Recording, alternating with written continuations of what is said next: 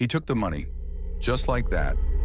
The small envelope his mother had carefully tucked into her bag after finishing her 5 to 6 cleaning job each day, meant for groceries and bills, was gone. 16-year-old Daniel didn't even pause. He stuffed the cash into his pocket, hiding it from sight, and headed straight to the tattoo shop he had been dreaming about for months. Daniel's mom, Maria, had always worked hard, cleaning houses from dawn to dusk, 6 days a week, never missing a single day. She came home exhausted, her hands raw from scrubbing floors and dishes. Yet she always greeted Daniel with a smile, unaware of the plan he was carrying out in his mind.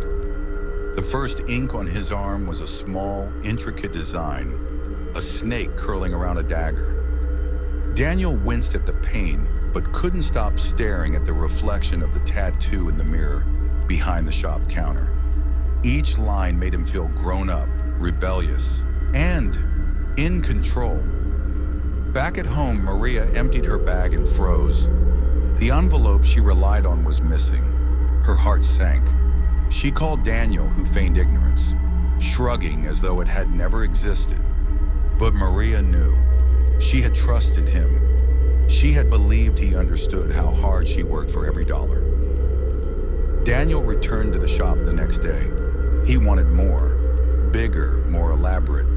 A dragon wrapped around his forearm, a phrase in bold letters across his chest.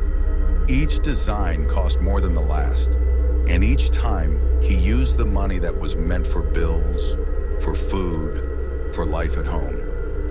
By the third tattoo, the guilt began to creep in. He noticed the way his mother's shoulders drooped, the way she sighed at the dinner table, worried. But he convinced himself it was temporary. He would find a way to pay her back, eventually. The neighbors started noticing. Daniel's once modest appearance had changed.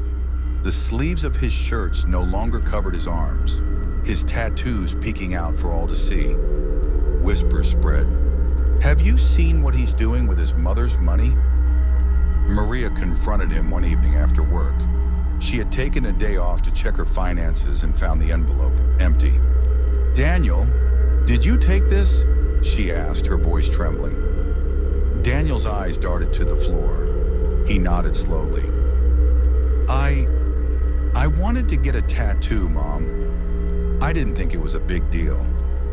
It was a big deal. It was betrayal. It was theft. And Maria, despite her love for her son, knew the law couldn't ignore it. She contacted the authorities, hoping they could intervene before things escalated further. The case went to juvenile court. Daniel sat in the courtroom fidgeting, his tattoos visible even under the long sleeves the judge had requested. He was quiet, occasionally glancing at his mother, who sat with tears in her eyes. The prosecutor outlined the theft, repeated, deliberate, and motivated by personal desire. Daniel had knowingly taken money that was not his, violating not just trust, but the law. The tattoos, they argued, were a symbol of his disregard for responsibility. Daniel's lawyer pleaded for leniency. He was young, they said. He had potential. A mistake, yes, but a learning opportunity, a chance to set him back on the right path before the law marked him permanently. The judge listened carefully. She asked Daniel to explain why he had taken the money. He spoke quietly, admitting to his actions, acknowledging the betrayal, and expressing shame. "I just wanted to feel like I was in control of something. I didn't think it would hurt anyone this much," he said. The courtroom murmured. Some nodded at his honesty. Others shook their heads at the recklessness. Maria's eyes were fixed on him, a mix of disappointment and sorrow. "Son," she whispered under her breath, "I just wanted you to understand value." The judge took a deep breath. "Daniel, at 16, you are old enough to understand consequences. Taking what doesn't belong to you, even from your own family, is theft. However, you are also young enough to learn from this without being permanently damaged by the law."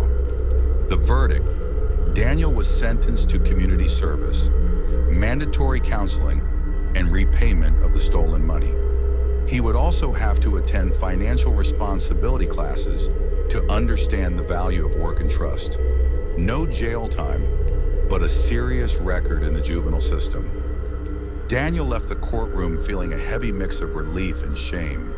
The tattoos remained on his skin, a permanent reminder of impulsive choices and lessons learned the hard way. He realized that freedom without responsibility came with consequences he had never considered. Back at home, he apologized to Maria, offering to work extra chores to repay her. She accepted, cautiously optimistic that this was a turning point. "It's not the money," she said softly. "It's the trust. Don't ever break it again." The weeks that followed were hard. Community service was long and tiring. Counseling sessions made him confront feelings of entitlement and impatience. He began to understand why his mother worked so hard and why respect for her effort mattered. Slowly, Daniel earned back trust in small ways, helping around the house, being honest about mistakes, and learning to control impulses. Each day was a small step toward rebuilding the relationship he had damaged. By the time his sentence ended, Daniel had changed. He still had his tattoos, but they no longer symbolized rebellion. They reminded him of responsibility, accountability, and the cost of careless choices. Maria watched him, proud but wary, hoping he had truly learned the lesson. And Daniel, older in spirit than his 16 years, promised himself he would never take what wasn't his again. The law had given him a second chance, and this time, he wasn't going to waste it. Do you think the young man was just naive, or he is practicing theft with his mother? Ensure to subscribe to this channel for more interesting verdicts on court cases.